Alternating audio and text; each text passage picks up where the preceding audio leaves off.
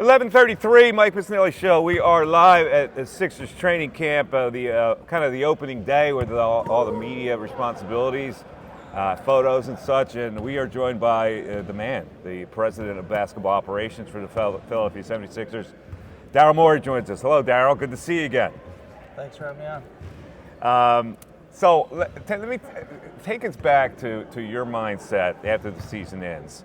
And you had all these little things that you wanted to accomplish, and it looks like you accomplished every one of them. I mean, you added every player that you thought you needed in one of the most dizzying off seasons I can remember. So take me back to what your mindset was and what you thought you had to do. You mind if I quickly just say a couple words about Dikembe Mutombo? Oh, yes, sure. Good friend who just found out he passed today. When I was a rookie GM in this league, he was one of the first players I signed. Was our sort of the heart and soul of the early Rockets teams when I was there, and I know he obviously was one of the best players in Sixers history. Not sure what else to say. Just a great human.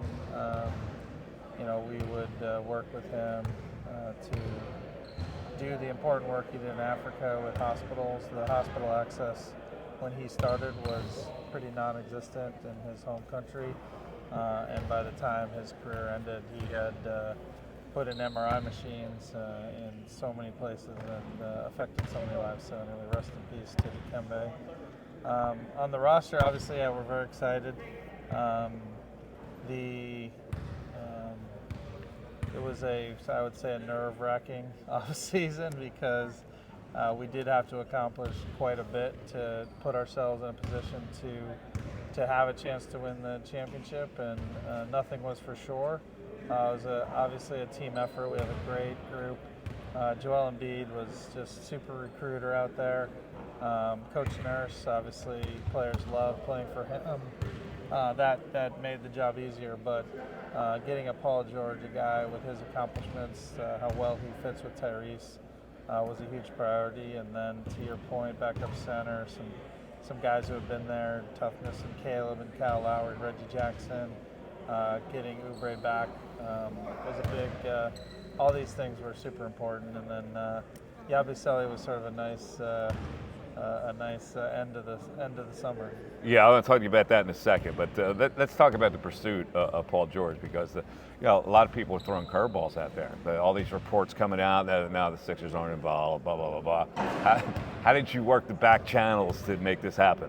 Well, I think Paul was legitimately going through a decision-making process behind the scenes. Obviously, we couldn't talk to him until July, but he had to sort of think through. Obviously, he's someone who knows LA very well, and I think done great things for that LA franchise. So he had to sort of figure out, given all the options out there, what are best for him and his family. So I think that's why you saw the different reports, to your point. We were thrilled once we got a chance to get in front of him. I think Josh Harris, David Blitzer, everyone. Really showed him why Philadelphia is the place where he'll have the best chance to win, and a great place for his family. Let's talk about the downside that everybody brings up about Paul. You are not. You said you're not worried about guys who are 34 years old as long as they're a star. You're not worried about 34-year-old stars. A lot of people seem to be, because if you're going to have to load manage, or they're going to miss because of injury, and at that age you usually do miss some games, that messes up your seeding and blah, blah, blah. And teams that don't finish in the top 3 seeds normally don't go to a championship game. So reconcile all that for me. Yeah, no, I think all good questions. Look, I think you need great players to win, especially how well he fits. And then on top of that, I guess I'd ask for people to just sort of to wait to see how Paul looks. Obviously, we've seen him in the gym doing off-season optional workouts here for quite a while. He reminds me of some guys I've had in the past that they look a little timeless in how they look. He for sure does not look like an older player to me when I watch him. He looks like a guy right in his prime. All right, so but the frame of reference here is James Harden, where sometimes it looked like he was too old. Yeah, so I mean, I don't want to get into that, but I do think, you know, yeah, he was playing at a high level as well. So At times. yeah, yeah. Are you worried about Look, I mean, it always is compared to what, right? Yeah. Which is less talented player, younger, or not, or more available. I think that's something doesn't work. So. With the way the league has gone, we're talking to Daryl Morey, the general manager of the Sixers. Do you need 3 stars anymore? You're a proponent of having 3 stars. Do you need that to win anymore, or is the blend better? Yeah, no, good question. Obviously, something we look closely at. I don't think about it as need. I always think about it as what gives you the best chance. For sure, you can win in different routes. We do know that you need a top player in the league to win, and we have that in Joel. And then you need at least a second player who's in the top 10 to 20 in the league, and we have that times 2. I do think you can, obviously, because there are examples, you can win as long as you have 2. But when we looked at it, your odds of winning a championship are much higher with the more high-end talent than the more depth. But I feel like we were able to accomplish both, where we have the top-end talent, we have the depth, and then we also have all our draft picks to continue to improve the team if we need to do that. Well, you certainly have depth. You brought back Oubre, you brought back KJ Martin, you drafted McLean and Bona.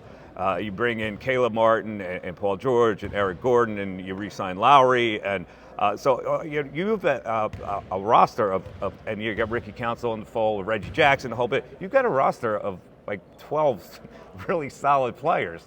How do you then reconcile playing time for these guys?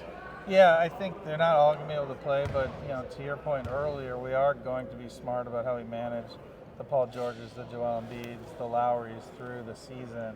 That's going to create a lot of opportunity for these guys. All right, and the other thing is, and I don't want to seem like I'm bringing all these negative points out there, but because last year you brought in a bunch of role players who were older role players, and it really didn't work out. They kind of broke down, and you had to go without guys like the Covingtons of the world. So how are you sure that these guys are going to sustain?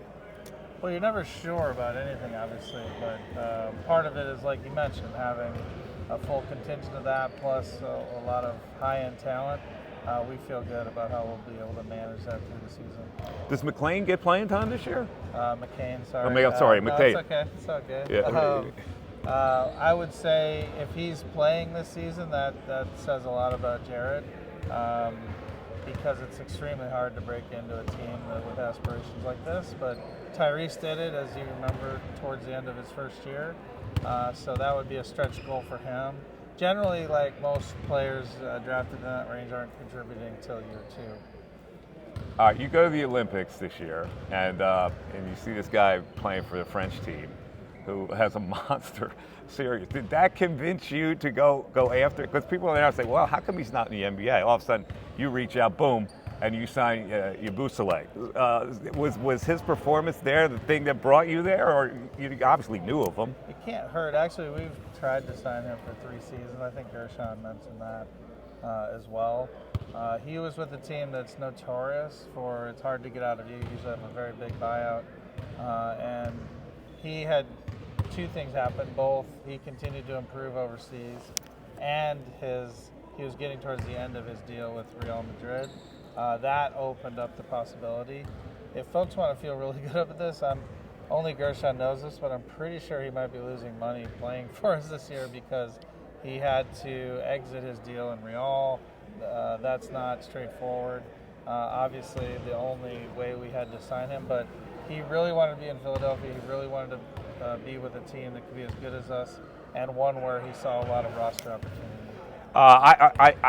I'm looking at this team and I'm going, maybe he fits better as your starting forward. Like, you always have to have a dirty work four. You try to do it with P.J. Tucker, and you've seen teams like even back in the old days, the Ivoroni type of player who would take up that space and have a certain, a certain, I like it. a certain role where you're out of the way, but you add and you don't need the ball and such. Right now, your starting lineup looks like Maxie George and B. Caleb Martin Ubri. It's a little small. Would and this is a Knicks situation, but would you prefer to be, maybe have Martin come off the bench and have Yabusele as your starter because of the reasons I mentioned? Obviously, it's up to Nick, but I think it would be a really good problem to have if Guerschon plays so well that he's pressuring Nick to give him maybe a spot in the starting lineup. But I think we're sort of a ways away from that. I think Guerschon hasn't played in the NBA in 40 seasons. So I think that's a little bit of the cart before the horse, but we would love for Ricky Councils, Guerschon, KJ Martin, some of these guys to really pressure and make it hard on Nick on who he's going to start. All right, last question. Karl Anthony Towns goes to the Knicks. They changed their landscape a little bit. A lot of people think that's really going to lift them into a spot where they can compete for a championship. So amongst Boston, the Knicks, and you guys, where are you right now, do you think, on paper? Yeah, I think Boston's a champion and deserve a lot of the kudos. I think they're the toughest out in the East, and we've got to show that we belong with them. After that, I think I don't see any team that we can't compete with. I feel like we're right there, right up to Boston. All right, that sounds good. Were you tempted to go on stage with Nick when he was playing keyboards with Mount Joy the other night? I can actually play the keyboard. You not, can. Not to Nick's level. Yeah, I knew that. So that's why I thought maybe dueling keyboards. But I don't play at a high enough level to be comfortably on stage. We'll leave that to Nick, who's elite level there, which is awesome. Daryl, thanks for sitting in. We appreciate it. It's been a very exciting season, starting now. Yeah, let's go.